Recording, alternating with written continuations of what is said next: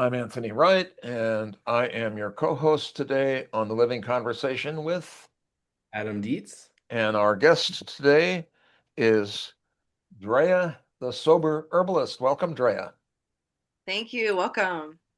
So we were talking before we started the recording here, and you've been talking a bit about um, what your life experience has been, but how did you come to be a sober herbalist? Yeah. Thanks for asking that question. Well, there's a couple different, there's a couple different things that happened. First, I got sober. Right. And then when I got sober a couple years after I was in active recovery, and after a couple of years, I ended up getting bit by a tick, which where I lived in Northern California at the time, that was kind of a part of living out in the woods. Uh-huh. And I got bit by a tick, which I'd actually been bit many times. So I'm not actually sure when it happened. Right. I got bit by a tick and I got Lyme disease. And I was like, mortally wounded. I had facial paralysis. I couldn't talk. I mean, I got really, really, really sick. And I was only a couple years sober. And I went to doctors because what was happening to me was like really pretty profound. Yeah, sounds like it. Yeah. And so I went like what a normal person would do, go to a doctor and say, what happened here? What's going on? I Mhm. can't see out of one of my eyes. I can barely talk. I had a Wow. lisp. I had facial paralysis.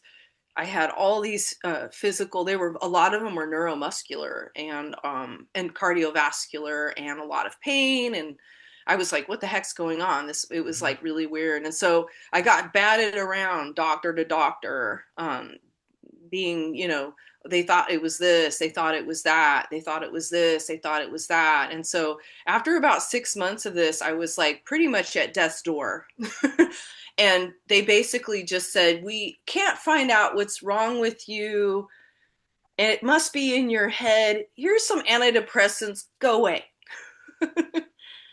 Yep. And you And stayed with it though. yeah.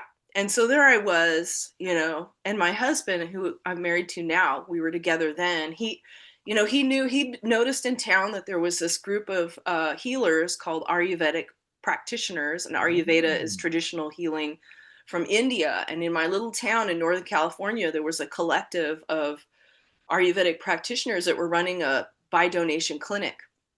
And I was absolutely broke at this time.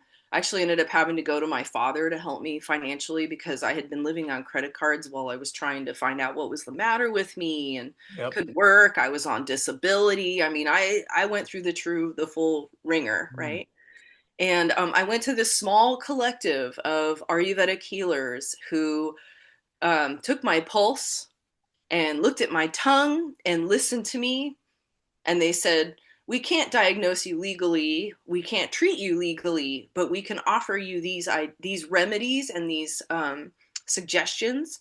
And they wrote out a beautiful page of things that I could do. And they treated me with respect and they listened to me for a full hour and they surrounded me with a lot of attention and love and care. Mm. And that was the turning point of that illness. And subsequently, I continued on with being able to start taking care of myself and getting out of pain and beginning to engage with what kind of care was going to be needed for something outside of an established, medicine protocols and all that. I eventually, with by luck, ended up at a doctor who was an herbalist, and she just happened Oh, to be one of those people on the outside who had an established practice. She still does, but she was also an integrative practitioner in the sense that she knew about other modalities, practiced herbalism. As a doctor, you can do practice, of right, herbalism. right. She gave me herbs. I went and saw Ayurvedic people. I did yoga, breathing. I mean, I did meditation. I mean, I did everything you could possibly imagine pretty much. Yes. And luckily my father was helping me because I was like, look, I'm either going to die or you're going to help me out. He had funds. He helped me out. And Wow. and that's how it all started. And I got sober, but that's what happened to me. And then I became a sober herbalist because I went to herb school formally because it was expensive. Yeah. buying medicine from my doctor.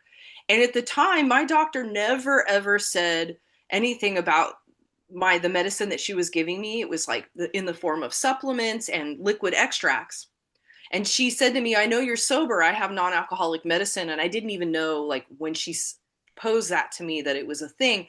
But then a couple of years later, after I was better and I decided to go to herb school formally, which I happened to live down the street from, like, the oldest herb school in the country. Oh, really? Yeah, Oh, literally cool. down the street from the oldest herb school in the country, that was started by the most famous herbalist of all, Rosemary Gladstar.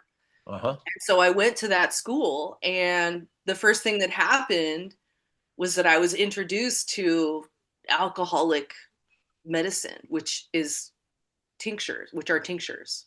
So Which, that's the tincture means it's the medium in which the herbal essences are dissolved and carried. yes, yeah, they're Okay, and called, it's ethanol. yes, ethanol, alcohol. Okay. Yeah, Well, and and you don't necessarily want to get re-involved in that, it sounds like. well, I took them at first. It was just drop doses.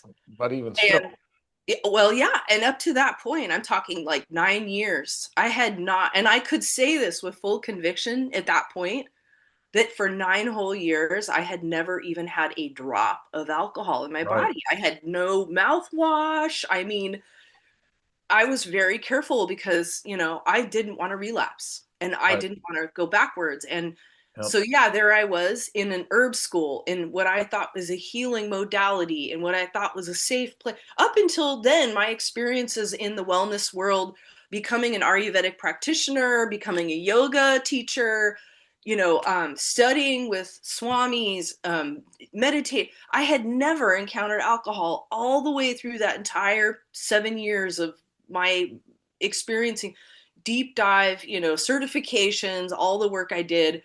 It was that time at which I go to study formal herbalism and that I'm suddenly bombarded with this truth that I absolutely did not expect. And that's what happened, was that I started taking drop doses, because that's what we do in school, is we sit and we talk about herbs and you get a drop of it in your mouth and you experience it and you taste it, and all of a sudden I was like, this isn't going to work for me. And so I was going to Right, quit. right.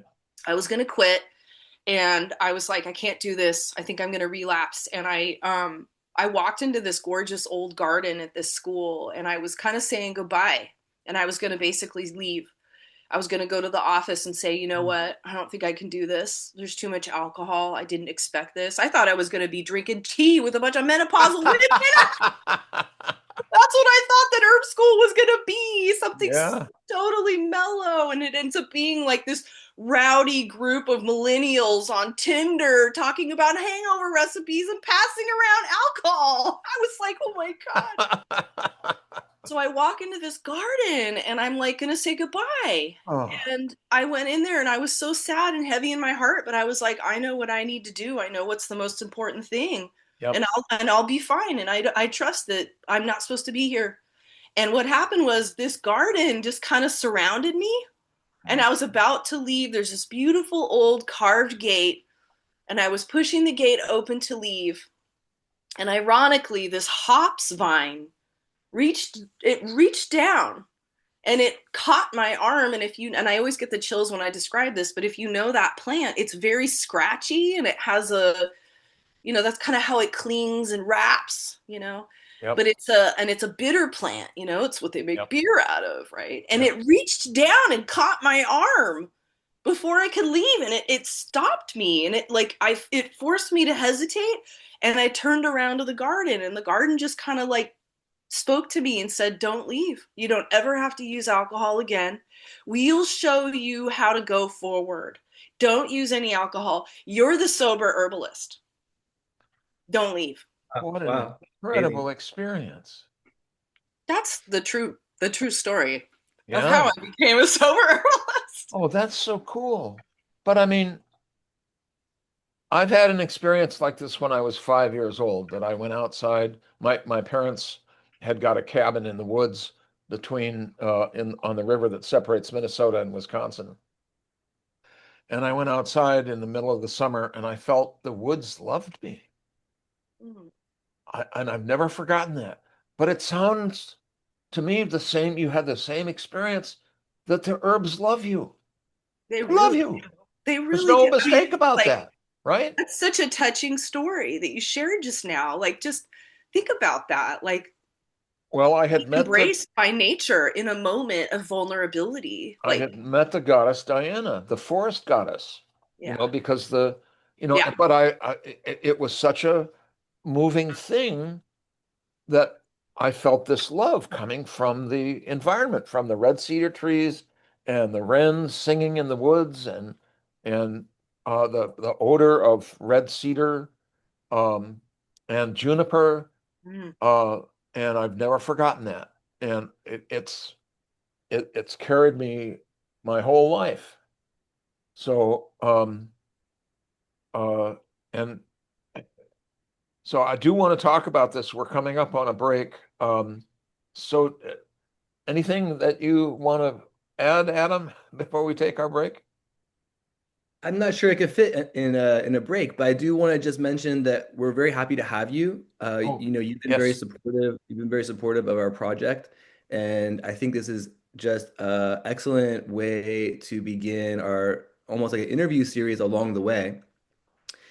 Because what we're seeing here is the conversation is growing, right? We want the conversation to grow, and when we welcome you here because you bring new life to the conversation, and it really enhances the conversations. That's what we're looking for. So I really appreciate you on that note.